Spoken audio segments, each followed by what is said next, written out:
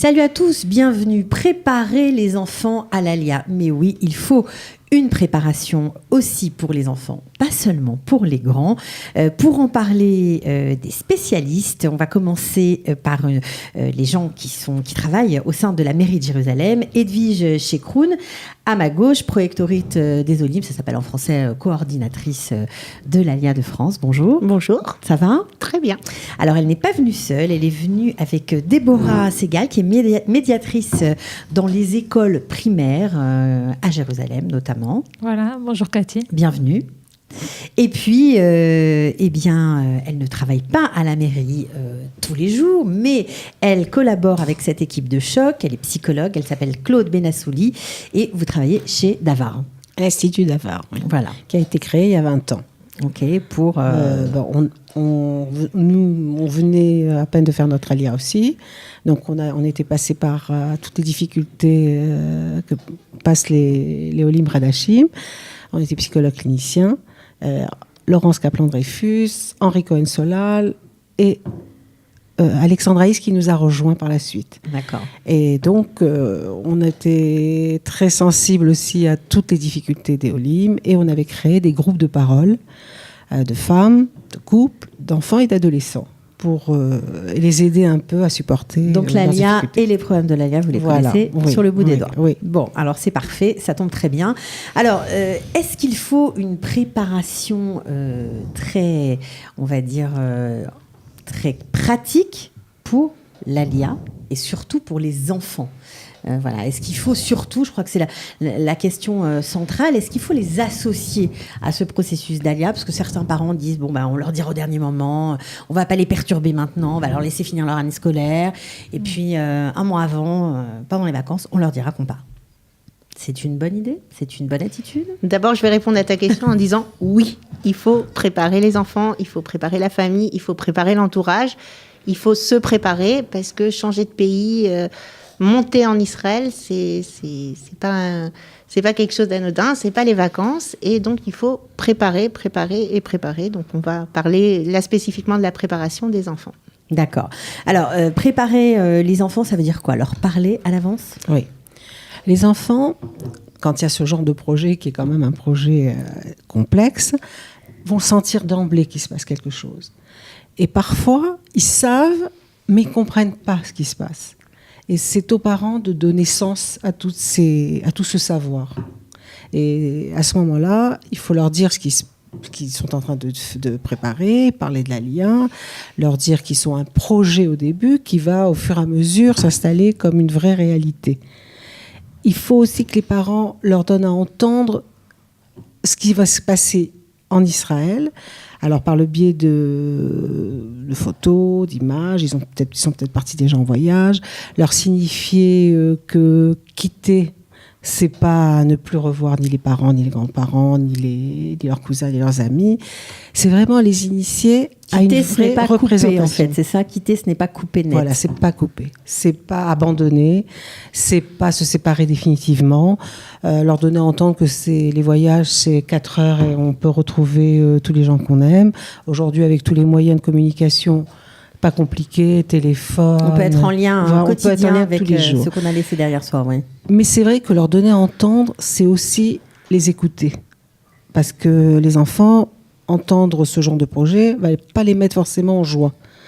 Donc, ça veut dire quoi, les écouter ? Parce que parfois, les enfants ne parlent pas d'eux-mêmes. Il faut les inciter à expliquer ce qu'ils ressentent ? Oui. Déjà, leur expliquer de façon très claire. Pourquoi ? Il faut que les parents, quand même, ce projet soit tenu par des motivations fortes.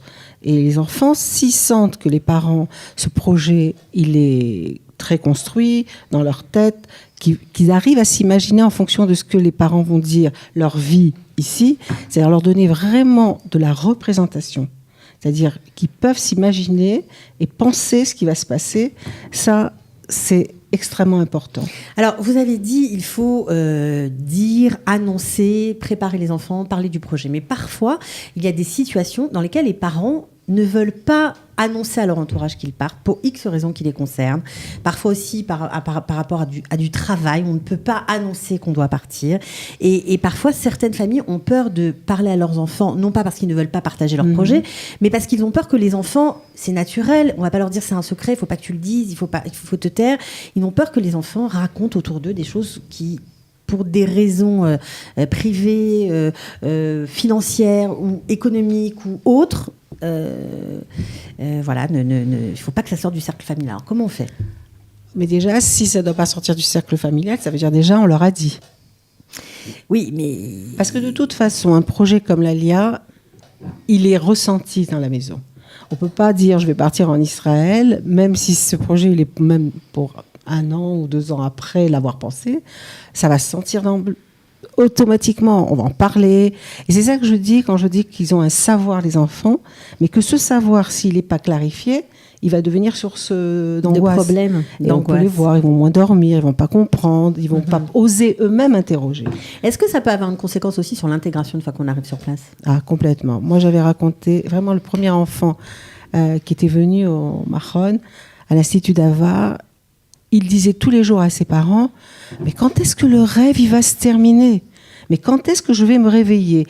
Il avait l'impression, parce que ça durait trop, qu'il n'était plus dans sa réalité, qu'il était dans un rêve et qu'il n'arrivait plus à retrouver son réel. La réalité, c'était quand même la France, Paris, ses amis.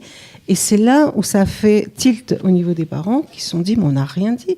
On l'a mis ici, on l'a dans sa maison, tout ça, et on ne lui disait rien. Et lui, il pensait vraiment que c'était un rêve, qu'il n'était plus dans la réalité. Alors, on comprend qu'il faut une préparation psychologique, qu'il faut parler au sein de la maison, dans la famille, pour atterrir le mieux possible. Concrètement, ça se traduit comment ? De quoi on parle ? On doit parler de la future école, on doit venir sur place, faire un voyage d'études. Qu'est-ce qu'on doit faire ? Alors, le voyage d'études, on le conseille toujours. On est conscient que c'est pas toujours facile au milieu de l'année, venir prendre les enfants. C'est aussi un investissement. Alors, ça c'est important, parce que c'est un voyage d'études en famille que vous conseillez ? L'idéal, en fait, ce serait 2 voyages d'études. On sait très bien, on est bien conscient que c'est pas toujours possible au niveau des vacances, etc. L'idéal, ce serait que les parents viennent, fassent une première découverte et fassent leur premier choix, et ensuite qu'ils ramènent les enfants pour leur dire voilà ce que j'ai vu pour toi. Bien sûr, concrètement, le plus souvent et de façon la plus classique, ce sont les parents qui viennent.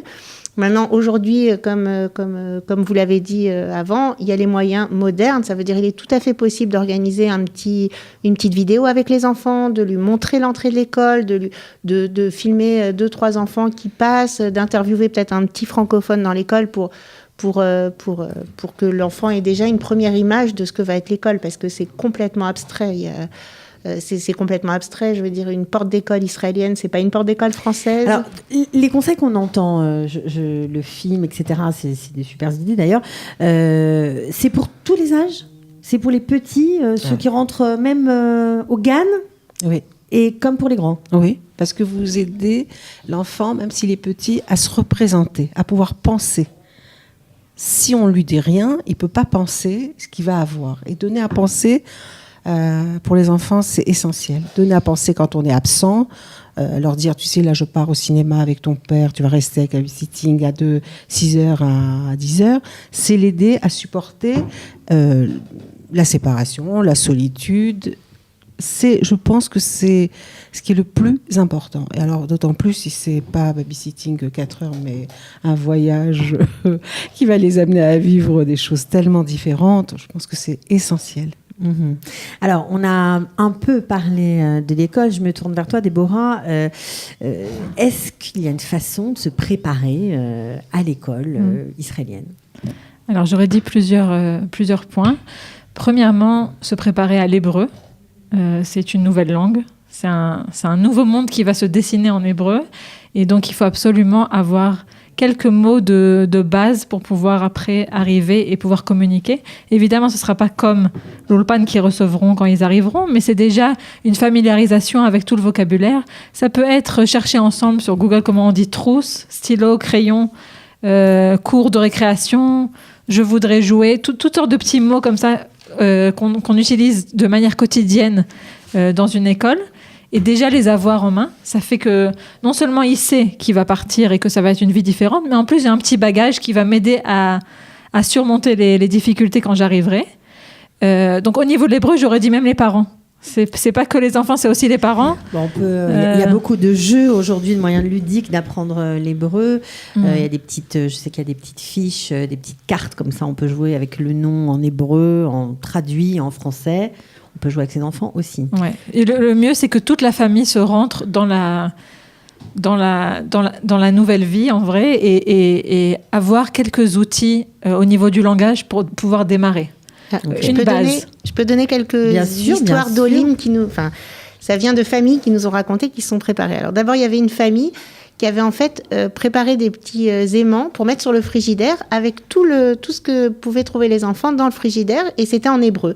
Donc quand les enfants ouvraient le frigidaire, ils ne devaient pas prendre une tomate mais une agvania. Et donc déjà ça revient à ce que tu dis, ça veut dire la maman avait trouvé, avait collé, etc. C'était impliqué. J'ai une autre maman un jour qui m'a raconté que de toute façon, en France, ils font beaucoup de voitures, les enfants. Donc, elle avait décidé qu'un des voyages en voiture par jour, ça se passerait en hébreu. Donc, elle mettait des cassettes, enfin, pas des cassettes, elle cherchait des chansons en hébreu, etc. Donc, les enfants aussi s'étaient familiarisés avec certaines chansons, etc. Et on a aussi une famille, mais ça, faut qu'il y ait, je pense, un des deux parents au moins qui parle hébreu, qui avait décidé qu'un repas par semaine le soir, ce sera en hébreu.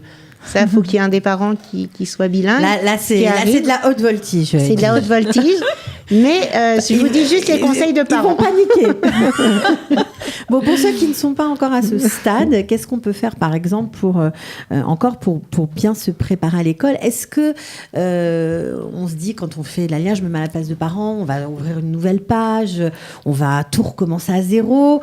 Est-ce que les enfants qui ont déjà des difficultés scolaires en France, est-ce qu'il faut le dire quand on arrive en Israël ? Alors la tendance est de démarrer une nouvelle vie au niveau des parents et au niveau des enfants, de se dire que on ouvre une nouvelle page et c'est l'occasion de découvrir ce qui va se passer en oubliant un petit peu ce qui s'était passé en France. C'est une motivation très naturelle et on comprend cette volonté. D'un autre côté, on voit très souvent que si les difficultés sont sues avant l'Aliyah. Les difficultés, ça peut être des difficultés d'apprentissage que l'enfant a en France, ou si on sait qu'il va chez l'orthophoniste et qu'il a besoin de continuer le soin, alors c'est des choses que si on les connaît au moment de l'Aliyah, on peut tout de suite trouver la parallèle en Israël et faire une continuité au niveau des soins, des différents soins, au niveau des adaptations à l'école. C'est quelque chose qui permet aussi d'adoucir le changement. Ça veut dire on n'a pas perdu entre guillemets. On n'a pas quitté uniquement sa famille, son logement et sa vie en France. On a quitté aussi ses habitudes, et ces choses-là, elles font partie des habitudes. C'est-à-dire, on sait que la prof, elle faisait toujours attention de le mettre devant parce qu'il n'entend pas bien, par exemple, ou pour d'autres raisons. Si on le sait à l'avance, nous, on a la possibilité de prévenir l'école et de faire passer ces choses-là de manière la plus calme, la plus tranquille. Et donc, l'enfant, il va se retrouver avec les mêmes outils et il va pouvoir se confronter à la nouvelle situation, mais avec les mêmes outils. C'est-à-dire, non seulement on l'a fait changer d'endroit, mais si on lui enlève des choses qui l'aidaient en France, alors il va être en double difficulté. Mmh.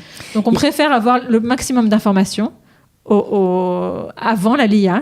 Et il y a des parents qui le font et on voit que le suivi est tout de suite pris en main juste après l'Aliyah et ça change tout. Ça change tout. C'est dès la première année où l'enfant il reçoit ce qu'il a besoin, parce qu'on a été préparé à l'avance, tandis que d'autres qui ont décidé pour différentes raisons d'essayer une nouvelle route et donc en parallèle de cacher toutes ces informations, de cacher ou de garder pour eux, j'aurais dit. Alors parce que la première année, on s'en rend compte. Oui, parfois c'est pas fait sciemment et en fait vous êtes en train de dire que tu es en train de dire que l'enfant peut prendre du retard tout Bien simplement parce que les parents n'ont pas parlé. Ouais, c'est très très dommage. Ça nous fait en fait réagir uniquement la deuxième année. Une fois que l'école d'elle-même, elle a compris qu'il y avait des difficultés, parce qu'en Israël, ils sont très réactifs dans ce domaine-là, et donc ils vont découvrir par eux-mêmes qu'il y a des difficultés, et on aura perdu un an. Alors que l'enfant aurait pu, dès le début, avoir tout ce qu'il a tout ce dont il a besoin. Alors, il y a sûrement des différences majeures entre le système scolaire français et le système scolaire israélien, et celle-ci, tu les touches du doigt. En France, on est plutôt dans un système où, quand on a des difficultés, il faut bosser encore plus. Oui, et puis on bosse encore plus. Alors on sort, on sort du système de l'éducation générale, on va dire. Ici, est-ce que les choses ne sont pas faites un peu différemment ? Est-ce que c'est un système qui aide énormément les élèves, contrairement à ce qu'on peut penser, contrairement aux idées reçues ? Alors j'aurais dit, ça fait partie aussi de la préparation. Il y a la préparation au changement géographique, aux changements liés à la famille et aux amis. Et il y a des relations que l'enfant avait en France. Et il y a aussi le changement de méthode, de vision éducative.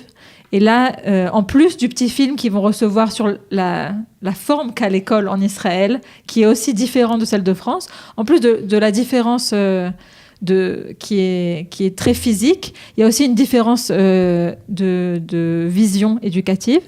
En Israël, l'école est beaucoup plus qu'un milieu scolaire qui transmet des connaissances. En Israël, l'école, elle inclut en elle l'apprentissage par le domaine informel. Et donc, c'est quelque chose qui choque souvent les Olim quand ils arrivent ici, puisqu'ils se disent il y a eu beaucoup de sorties, il y a eu beaucoup d'activités. Quand est-ce que les enfants étudient ? Alors, si on le sait à l'avance, on est plus calme quand ça se passe. Ah oui, je me rappelle, on m'avait dit qu'en Israël, il y aurait plus de sorties, il y aurait plus d'activités.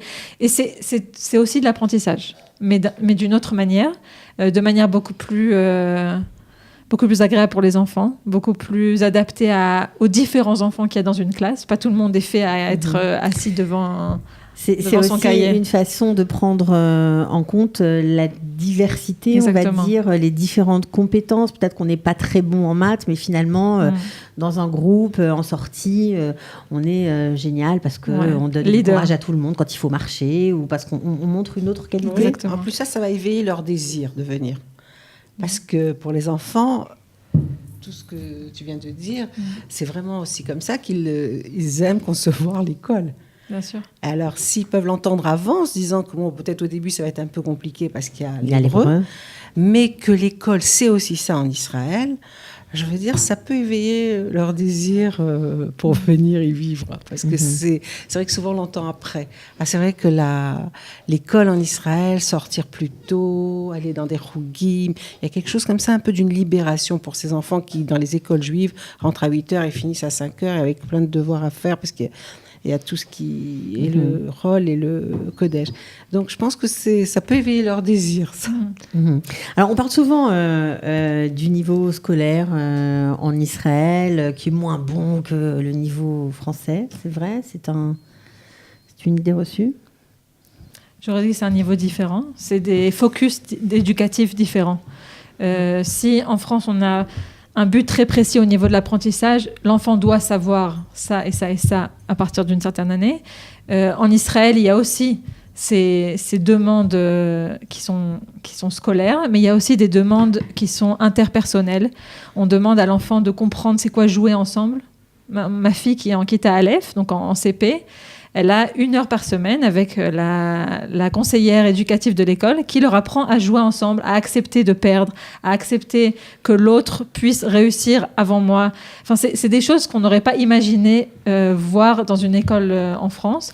Et c'est quelque chose qui apporte à la vie ensemble. Il y a beaucoup de valeurs juives qui passent dans le système scolaire israélien, qu'on soit dans une école très religieuse, pas religieuse. Il y a des choses... ça, c'est vraiment très différent de la France, pour le coup. Ouais. Tout est fêté. Tous les événements juifs sont fêtés en grand, en petit. On donne des rôles aux enfants. C'est eux qui préparent le spectacle de Hanouka. C'est eux qui invitent les parents à venir au spectacle. Enfin, c'est autre chose. Alors, je vais te reposer une question, Edwige, mais j'en ai une autre qui me vient parce que c'est un débat franchement passionnant. C'est vrai qu'on n'a pas toujours l'occasion de parler ce genre de choses. On touche un point important, tout est fêté ici. Est-ce que, ça c'est une question pour toi, Claude, est-ce que le fait de faire partie d'un tout, de ne plus être une minorité dans un pays où oui, on fait partie de la majorité, c'est aussi psychologiquement quelque chose auquel on doit se préparer? Oui. Je pense que oui, parce que c'est aussi un autre code. Je veux dire, c'est vrai qu'il va falloir réapprendre les codes pour les enfants et pour les parents. Parce que pour les parents aussi, trop de fêtes, ils ont l'impression qu'on ne fait pas grand-chose à l'école. Sortir à 1h30, 2h, ça les angoisse terriblement aussi parce qu'ils se disent, mais alors quand est-ce qu'ils apprennent ? Je veux dire, ça, c'est à leur donner aussi à eux, parents, à penser que malgré tout, ils vont apprendre, mais de façon différente. Alors, peut-être en fêtant, peut-être avec les tioulim, peut-être en sortant tôt. Et c'est vrai que ça, c'est des nouveaux codes qui mériteraient d'être vraiment pensés, accompagnés, et vraiment le dire et le redire. Parce que ça, on l'entend ensuite quand ils arrivent. C'est mamans qui peuvent plus beaucoup travailler parce que les enfants sortent trop tôt, parce que c'est vrai qu'il y a tous les anniversaires. Vraiment, il y a de l'inquiétude. En début d'Alia, il y a beaucoup d'inquiétude. Après, oui. Alors, Edwige, est-ce que la mairie, je sais que oui, elle est consciente de toutes ces difficultés. Est-ce que concrètement, parce que c'était vraiment ton cheval de bataille de se préparer concrètement à cette Alia, est-ce que la mairie fait quelque chose pour ça, ou est-ce que tu as un conseil particulier, à part filmer l'école et se préparer techniquement? Qu'est-ce qu'on peut faire? Eh bien, en fait, en général, avec ma collègue Lisa Cohen, on est présent en France sur les salons de l'Alia. On est dans les périodes aussi où on est en France, en général, l'agent juive est au courant, donc il y a possibilité déjà de nous rencontrer de façon individuelle, chaque famille, d'essayer de comprendre ensemble quelle est la famille, quels sont ses besoins, quelles sont ses volontés, essayer un peu de mieux définir le projet d'Alia, parce qu'un projet d'Alia, c'est vague. Les gens savent en général que oui, ils vont monter en Israël, oui, ils vont habiter à Jérusalem, mais Jérusalem, c'est une ville aujourd'hui qui est très grande et qui a des quartiers qui sont très divers et variés, qui correspondent à plusieurs types de personnes, aussi bien on peut vivre à Jérusalem en étant très différent, parce qu'il y a des quartiers pour chacun, en fait, en gros. Ouais. Oui, et au niveau identitaire, dans ces quartiers, plus ou moins religieux, plus ou moins ouverts, etc. Et au niveau financier aussi, il y a vraiment des prix...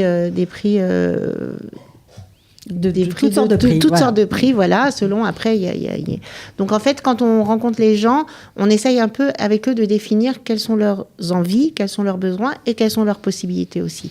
C'est ça, donc il faut bien sûr préciser que la mairie et surtout votre service qui s'occupe d'accueillir et d'intégrer les nouveaux immigrants venus de France, vous faites vraiment un travail très global. C'est important de le dire, parce que vous pouvez vraiment aider. On peut venir avec des questions et trouver chez vous des réponses. Des questions, des réponses. On n'est pas uniquement deux, mais on travaille avec toute une équipe, aussi bien au niveau des services sociaux qu'au niveau de Manri, l'éducation à Jérusalem. Ça veut dire qu'on est toute une équipe et que ensemble, on arrive à améliorer le travail de préparation. Ce qu'on fait aussi beaucoup, c'est que comme on connaît les familles qui sont déjà arrivées et qui ont déjà eu un petit morceau de parcours, s'il y a des familles qui ont le même style, on essaye déjà de les faire se rencontrer, en tout cas de façon téléphonique, avant l'Alia ou par mail. Si les familles ont des questions, tiens, cette famille habite dans cette rue, cette famille va habiter dans cette rue. C'est toujours chouette de savoir qu'il y a une maman qui a aussi des enfants du même âge qui va habiter dans la même rue. Voilà, il n'y a pas longtemps, c'est une maman carrément qui s'est installée dans le même immeuble qu'une maman qui était là depuis longtemps, qui avait déjà des enfants bien sûr. Ça rassure, et techniquement, au début, on constate que les parents sont un peu débordés parce que tout est nouveau, même faire les courses, alors qu'aller au supermarché en France, ça prenait peu de temps. Alors en Israël, il faut tout réapprendre, il faut apprendre les équivalents des produits, etc. Si des familles sont accompagnées par d'autres familles, à ce moment-là, elles peuvent s'entraider dans les deux sens. Et puis aussi, les enfants, surtout. Les enfants connaissent les devoirs. Avoir un copain, les devoirs, ça change beaucoup de choses. Est-ce que vous avez quelque chose à rajouter? Est-ce qu'on a oublié de préciser quelque chose, Edwige? Juste, je voudrais revenir sur ce que Déborah a dit tout à l'heure, c'est-à-dire que quand on parle de préparation, en général, on demande aux parents de donner des documents.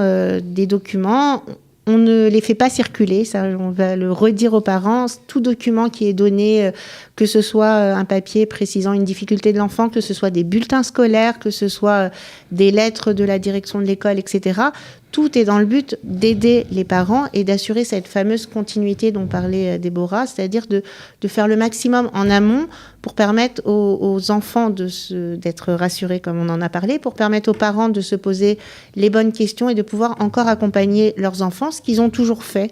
C'est-à-dire que les parents sont toujours aux côtés de leurs enfants et quand ils arrivent en Israël, ils veulent continuer à être aux côtés et c'est super. Ils ne savent pas toujours comment le faire et donc toute notre équipe est là pour les accompagner.